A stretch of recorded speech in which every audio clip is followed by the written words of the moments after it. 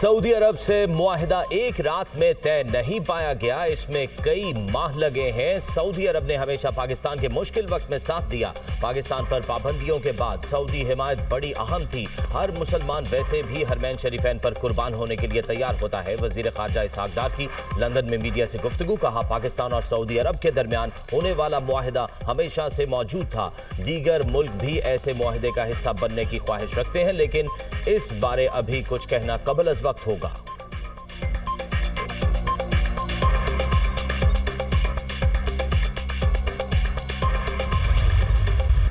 पाकिस्तान और सऊदी अरब के दरमियान स्ट्रेटेजिक दिफाई मुआहिदा खालिस्तन दिफाई नौइयत का है। दिफाई मुआहिदा किसी तीसरे मुल्क के खिलाफ नहीं। तर्जुमान दफ्तर खारजा ने न्यूज़ ब्रीफिंग में बताया कि मुआहिदा खित्ते में अमन, सलामती और इस्तेहकाम में अहम किरदार अदा करेगा। ये मुश्तरका सलामती और दहशतगर्दी के खतरात से निमटने का आज़म जाहिर करता है। पाकिस्तान सऊदी अरब के साथ खित्ते में अमन, सलामती और इस्तेहकाम के लिए पुरअज़्म है। 1960 की दिहाई से दिफाई ताउन पाकिस्तान और सऊदी ताल्लुकात का बुनियादी सतून रहा है।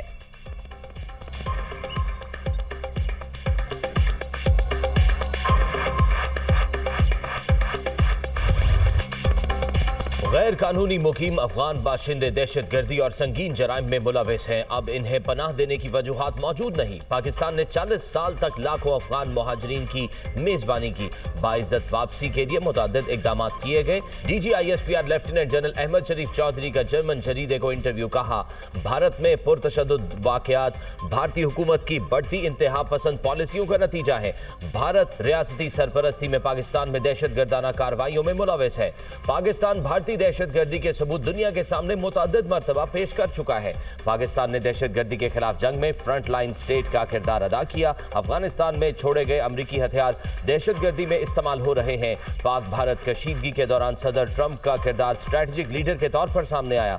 पाकिस्तान के बरादर मुल्क चीन के साथ भी तामीरी और स्ट्रैटेजिक ताल्लुकात हैं। मसला कश्मीर के हल के लिए आलमी बिरादरी को अपना किरदार अदा करना चाहिए। पाकिस्तान की रियासत तमाम गैर रियासती अनासर को बिला तफरीक मुस्तरद करती है।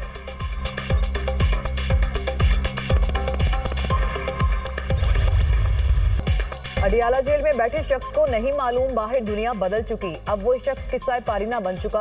पाकिस्तान आगे बढ़ गया। शहबाज शरीफ का जहाज सऊदी फिजा में दाखिल हुआ तो सऊदी जहाजों ने सलामी दी। एक वज़ीर आज़म को उल्टी सीधी हरकतों पर जहाज से उतारा गया। पाकिस्तान और अवाम तरक्की के नए सफर का आगाज कर चुके हैं। वज़ीर पंजाब मरियम नवाज का सरगोदा में इलेक्ट्रिक बसों की इफ्तिताही तकरीब से खिताब। कहा, PTI के दौर में पाकिस्तान तनाज़ुरी का शिकार था। हर रोज डिफॉल्ट का खतरा रहता था। नवाज शरीफ का दौर वापस आया तो खुशखबरियों का सिलसिला दोबारा चल पड़ा। फील्ड मार्शल आसिम मुनीर की क़यादत में पाकिस्तान ने भारत को शिकस्त दी।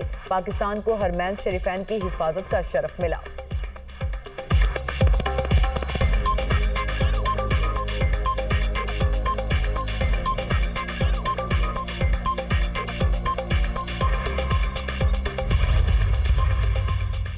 वज़ीर खारजा इसहाक डार और मिस्री वज़ीर खारजा में टेलीफोनिक रब्ता। तर्जुमान दफ्तर खारजा के मुताबिक मिस्री वज़ीर खारजा ने पाकिस्तान और सऊदी अरब को स्ट्रेटेजिक दिफाही मुआहिदे पर मुबारकबाद दी।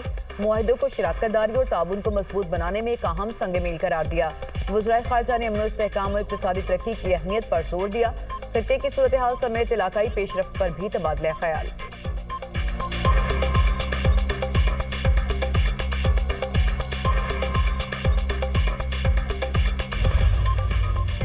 वज़ीर आज़म सऊदी अरब का दौरा मुकम्मल करके लंदन पहुंच गए। शहबाज शरीफ लंदन में 4 रोज़ क़याम के दौरान पाकिस्तानी कम्युनिटी और ताजिर रहनुमाओं से मुलाकात करेंगे। बरतानवी हुकाम से भी मिलेंगे। वज़ीर आज़म ने जिनेवा में मौजूद साबिक वज़ीर आज़म नवाज शरीफ की आदत की। पाक सऊदी अरब तारीखी दिफाही मुआहिदे से आगाह किया। नवाज शरीफ भी चंद रोज़ में लंदन जाएंगे। वज़ीर आज़म शहबाज शरीफ इतवार को लंदन से अमरीका के लिए रवाना होंगे।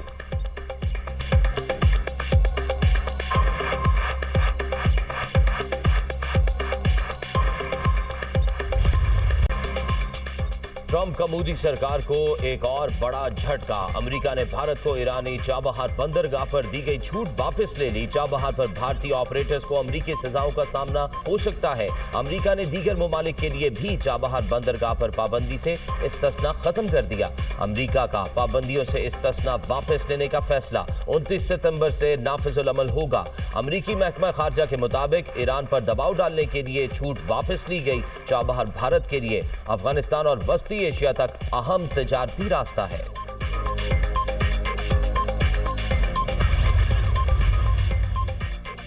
जाली डिग्री केस में जस्टिस तारिक महमूद जहांगीरी ने इस्लामाबाद हाई कोर्ट का फैसला चैलेंज कर दिया। इस्लामाबाद हाई कोर्ट के हुक्मनामे को मुअत्तल किया जाए। जस्टिस तारिक महमूद जहांगीरी की सदा जज को फ्राइज की अंजामदही से नहीं रोका जा सकता। सुप्रीम कोर्ट में दरख्वास्त। इस्लामाबाद हाई कोर्ट के 5 जजेस ने जस्टिस सरफराज डोगर के इकदाम चैलेंज कर दिए। 5 जजेस की जानिब से सुप्रीम कोर्ट में आर्टिकल 184(3) के तहत दरख्वास्त दायर की गई।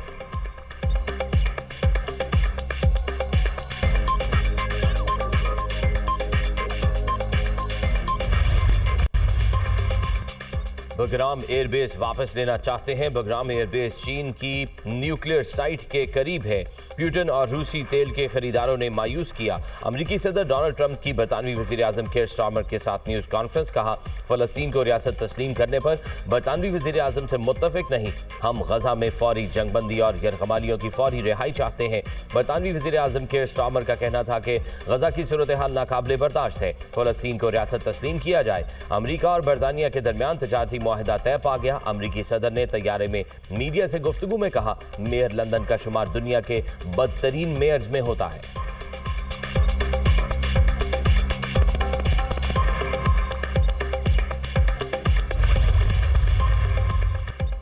अमेरिका ने गजा में फौरी और मुस्तकिल जंगबंदी की करारदाद 6ठी बार वीटो कर दी। पाकिस्तान समेत यूएन सलामती कौंसिल में 14 अरकान ने करारदाद के हक में वोट दिया। वीटो की गई करारदाद में गजा में फौरी, गैर मशरूत और मुस्तकिल जंगबंदी का मुतालबा किया गया था। करारदाद सलामती कौंसिल के 15 में से 10 गैर मुस्तकिल रुकन ममालिक ने पेश की। करारदाद वीटो किए जाने पर पाकिस्तान समेत कई ममालिक का मायूसी का इजहार। पाकिस्तान के मुस्तकिल मंदूब आसिम इफ्तिखार ने कहा कि गजा में रोजाना दर्जनों फलस्तीनियों को शहीद किया जाता है। पाकिस्तान आज़ाद फलस्तीनी रियासत के क़याम के लिए कोशिशें जारी रखेगा।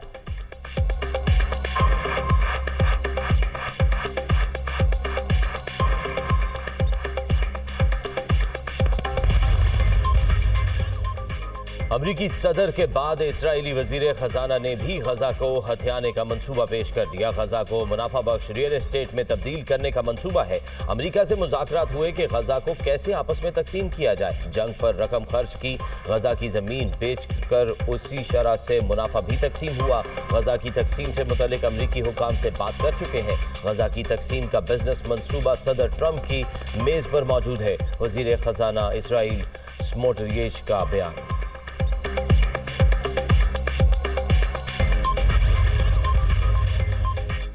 इसराइल की गजा में ज़मीनी कार्रवाइयों में तेजी। इसराइली टैंकों की गजा सिटी के मरकज की जानिब पेशकदमी। सेहूनी फोर्सेस के हमलों में मजीद 50 फलस्तीनी शहीद, दर्जनों जख्मी हुए। गजा सिटी में बड़ी कार्रवाई में 40 फलस्तीनी शहीद हुए।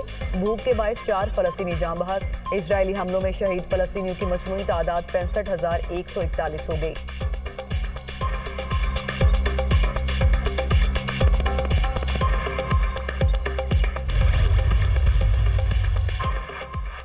कतर ने आलमी फौजदारी अदालत का दरवाजा खटखटा दिया। मुज़ाकराती वक्त की सरबराह की आलमी फौजदारी अदालत के सदर से मुलाकात। इसराइल के खिलाफ कानूनी चाराजोई पर गौर।